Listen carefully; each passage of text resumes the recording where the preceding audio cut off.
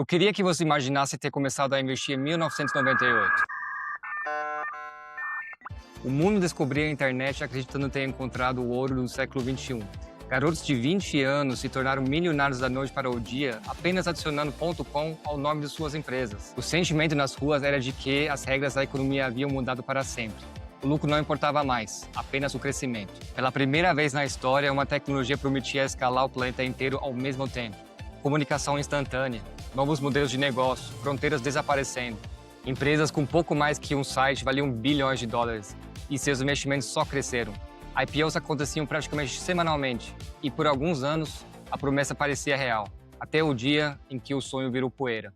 Essa é a história de uma bolha que destruiu trilhões, humilhou investidores experientes e, ainda assim, construiu o futuro que a gente vive hoje. Agora, por que eu estou te contando tudo isso? Pulando quase 26 anos para frente, muitas pessoas estão sentindo a mesma energia, só que dessa vez, não em relação à internet, mas sim à inteligência artificial. As pessoas chamam esse movimento de uma oportunidade inédita, mas será que eles estão certas? Ou é apenas um filme se repetindo? Como já dizia o Mark Twain, a história não se repete, mas ela rima. E cada geração acha que encontrou a nova era. Mas será que dessa vez é?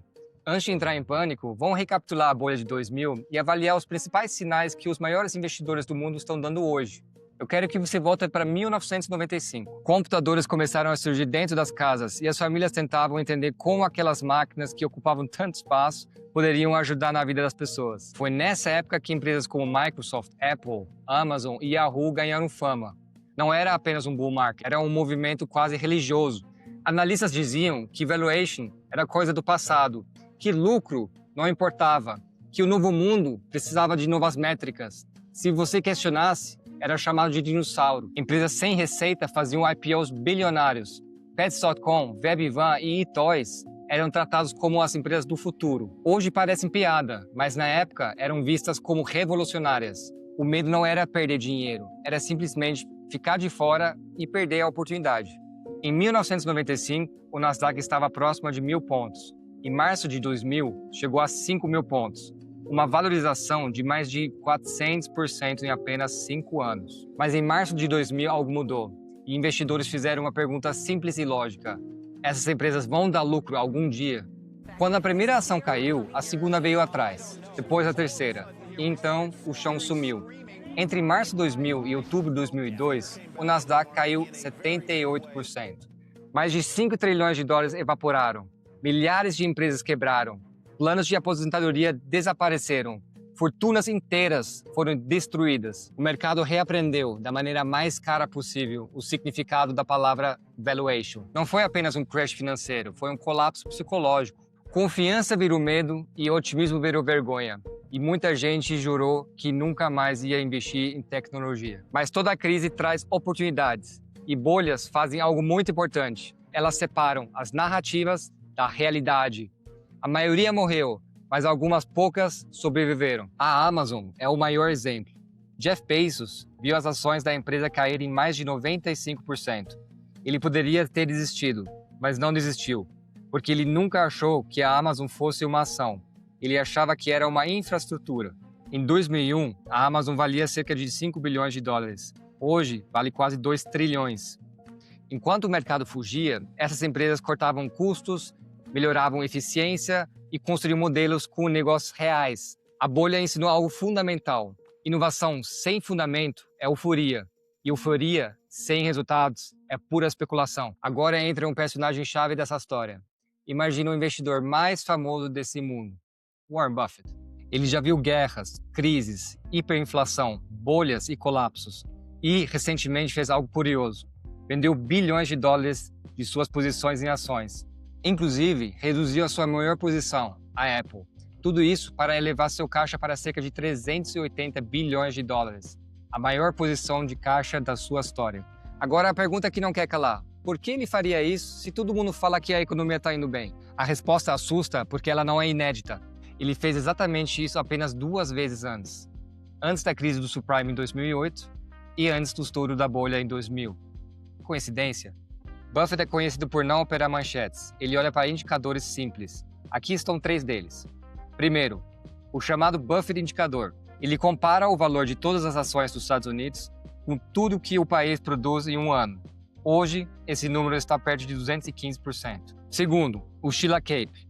Ele mede quanto o investidor está pagando hoje pelos lucros das empresas, usando uma média de 10 anos desses lucros ajustados pela inflação. Estamos pagando mais pelos lucros das empresas hoje do que em qualquer outro momento da história, exceto no pico da bolha da internet em 2000. Terceiro, a concentração extrema. Hoje, 7 empresas, as chamadas Magnificent Seven, são responsáveis por mais de 40% de toda a alta do mercado americano. Todas elas linkadas com tecnologia e inteligência artificial. Se elas tropeçam, o mercado inteiro sente. As outras 493 empresas do S&P 500 não estão indo tão bem assim. O mercado parece forte, mas o pilar é estreito. Nos anos 90 bastava colocar .com nos nomes das empresas. Hoje basta dizer inteligência artificial. A tecnologia é real e um impacto inegável, mas como o próprio Buffett disse, a inteligência artificial vai mudar tudo, exceto a forma como os humanos pensam e se comportam. Ou seja, a ganância, o exagero e a pressa são exatamente os mesmos. Outro gênio do mercado, Ray Dalio, já afirmou que estamos vivendo uma bolha, mas que isso não significa que devemos vender tudo agora. Howard Marks foi direto. O risco não está na tecnologia, está no preço. Tudo isso não significa que devemos fugir da tecnologia. O Buffett não fugiu. Ele continua comprando empresas com fluxo de caixa real. Um exemplo foi a compra de cerca de 4 bilhões de dólares em ações da Alphabet, dona da Google e principal concorrente do ChatGPT. O medo dele não é o IA falhar, é o preço que estamos pagando por ela. Eu não estou aqui para te dizer para vender tudo e se esconder embaixo da cama.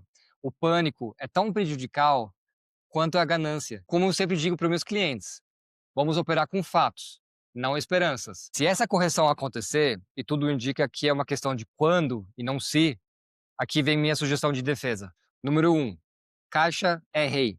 Tenha liquidez. Quando a bolha estoura, ativos valiosos são vendidos a preço de banana. Você quer ser o comprador, não o vendedor desesperado. Número 2. Renda real. Foque em empresas que lucram hoje, não em 2030. Se quiser apostar em alguma empresa aparentemente revolucionária, que ainda não gera lucro, faça isso com uma parcela do seu patrimônio que te permita dormir tranquilo caso esse investimento vá a zero. Número 3. Diversificação tangível. Se o mundo digital colapsar, o mundo físico permanece. Defina uma diversificação adequada ao seu objetivo, horizonte de tempo e perfil de risco. E siga essa estratégia. Faça aportes frequentes e dilua o risco de mercado ao longo do tempo. Se você quer entender a importância de diversificar seu patrimônio e investir globalmente, eu recomendo que você assista esse podcast com Daniel Haddad, CEO da Avenue, onde a gente discute exatamente isso. Mas antes de tudo, dê seu like, sua inscrição e até a próxima.